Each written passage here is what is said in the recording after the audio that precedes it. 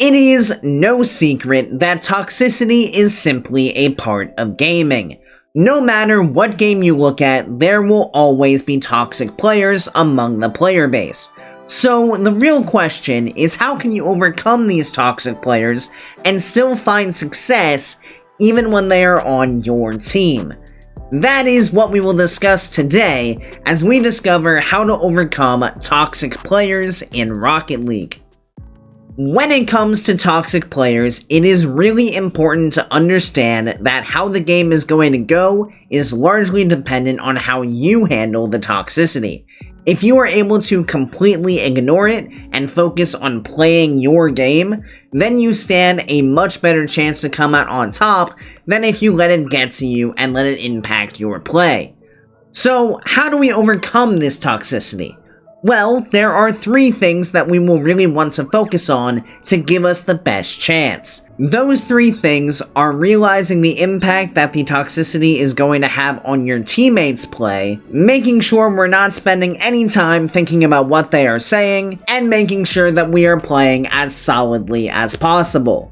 Of course, there is always the option to turn chat off, but if you are someone like me who actually utilizes the chat for the game itself, this unfortunately isn't much of an option.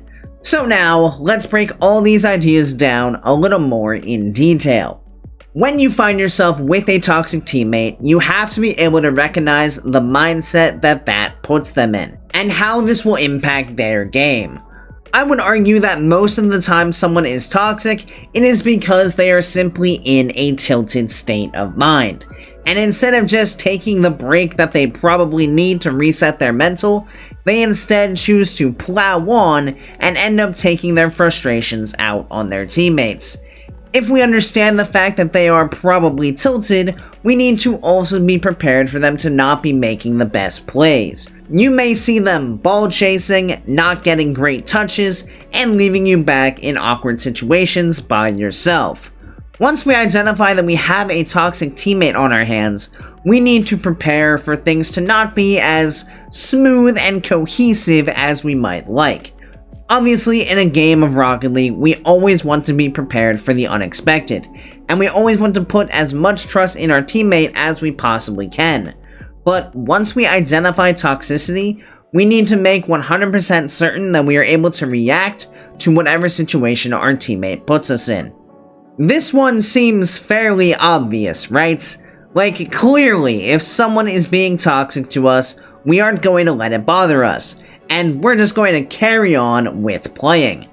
A lot of players think that this is what they do, but in reality, many players, including myself, struggle greatly with this idea. While the toxicity may not be impacting our mood or our current mindset, what it may consistently impact is our thought process. When we see our teammate make a comment about a mistake we made, we may start inadvertently looking for and pointing out in our mind all of the mistakes that our teammate makes.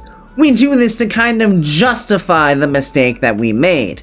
If we point out all of the mistakes our teammate makes, we can prove to ourselves that we are not the issue. In reality though, this is just creating a bigger problem. As we talked about in the previous points, a toxic player is more prone to errors than others due to their mindset. So us looking for the errors they're making is just taking our focus away from the game and making it harder for us to succeed.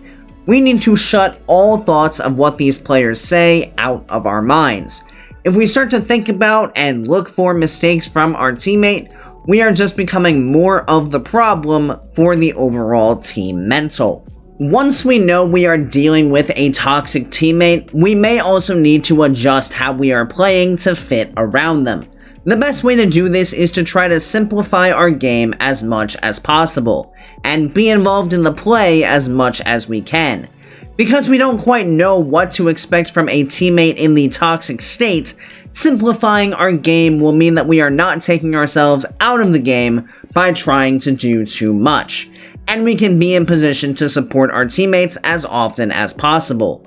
When you have a toxic teammate, you want to try to be the best teammate you can be. The simpler you make your game and the more you are able to support your teammate, the less they will have to complain about. Doing this can be a huge mental boost to your teammate, and may actually help the team get back on track. The last thing I'll mention is that it can also be helpful to still engage with your teammate to try to be supportive. Giving them the nice shot or great pass quick chats when you guys score can also show your teammate that you want to try to compliment them. That won't always have an impact, but it is absolutely worth a shot. Now that we have covered all of our bases, let's take a look at some examples where I did not play properly around a toxic teammate.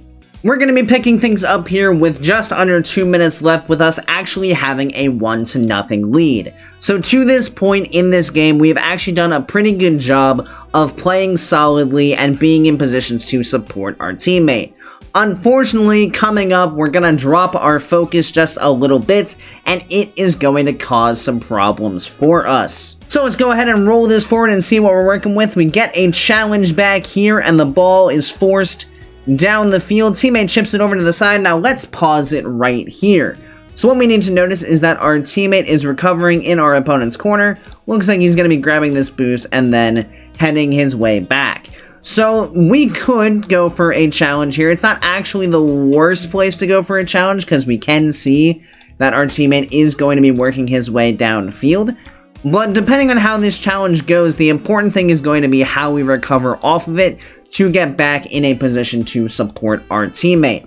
So let's see here as we roll this forward. We recognize that there's not the greatest control from our opponent. He's a little far away from the ball, so as he tries to cut this, we're going to go ahead and cut this right off. And this is fine, right? We land on the wall. So now we've put the ball in a dangerous position where it's going to be going across the net. So in this moment, if we want to put ourselves back in a position to support our teammate, what we need to do is just drive down this wall here, get back in rotation, maybe look for some boost pads as our teammate comes in for this ball, and then play off of whatever direction the ball goes. That's what we should do.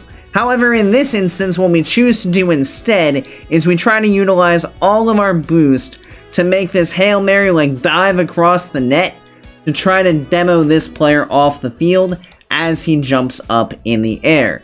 So doing this does a couple of bad things. Number one, it takes us out of position because it's going to put us over here on this side of the field, as there's the potential that this ball could be bouncing back out towards the midfield. It's going to get rid of all of our boost, and it's going to make our teammate, who is currently coming in expecting to be able to take a shot here, the last man back, with no support behind him. So as we'll see, we come forward, we jump at this guy, we miss, and oh dear, now he has a clear. Now we're trying to get back, except oh yeah, there's still the teammate that we beat in the initial challenge downfield, and he just has a walk-in goal. If we simply don't dive across the net like this, we easily get back to make this defensive stop, but instead we try to do too much, take ourselves out of the play, and leave ourselves in a position where we can't support our teammate, and it gives up a free goal.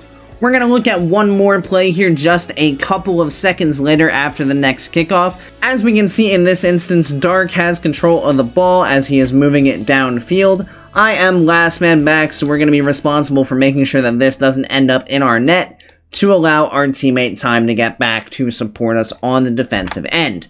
So ball comes downfield, not the greatest control, a little bit loose, so we can jump up and get a touch out to the side. Now this is where it's important to understand that we need to be prepared for anything from our teammate, because our teammate has stayed over here in the corner, and he is looking to pick up this boost, which means us following this ball is not really all that easy because we have him in the corner with us.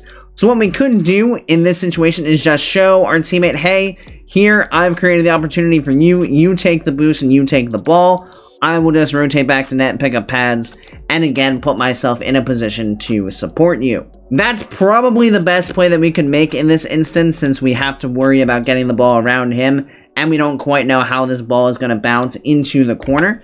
But instead, we try to follow this up, we try to catch, and as you can see, our teammate is still turning upfield next to us, which means we currently have a completely wide open net. And as you can see from about how far away this guy is, we actually had about a second or two to organize this, and I very easily could have just left this ball for my teammate, and he could be waiting to force a 50 here with this player in the corner, with me back in net prepared to support him. But instead, we now have this awkward situation where the ball is bouncing out, and we have an approaching attacking player, with no one in net to defend. So the ball bounces out, player does jump up to get a challenge, he does well enough, and it's a very weak touch, so now, okay, we have an opportunity to get out of this jam. Now we have to do as much as possible with this ball. We can see clearly across the way that Dark is positioned right here to cover anything that comes across the net. So in our position, the best thing that we can do is try to catch this ball and put it back over here just to attempt to buy time, because any touch out into the midfield or out to the right is going to be right towards Dark. Unfortunately, we don't get the great touch. We get on the wrong side of the ball and end up just pushing it towards Dark. We do what we can to try to get back in front of it, but unfortunately it is not enough. So this is what I mean when I say you need to expect the unexpected from your teammate. Obviously, in an ideal situation, my teammate is not in that same corner with me, and he has actually rotated behind me into net, so I can focus on playing the ball. But in the situation that he is right in front of me like that, I have low boost, he has full, and I've chipped the ball towards him. There is no reason that I need to try to force myself into that play. I can just rotate into a better position to be able to support him so that we have a better chance of succeeding. This just shows a couple of examples of why it is so important to put yourself in supportive positions for your teammate.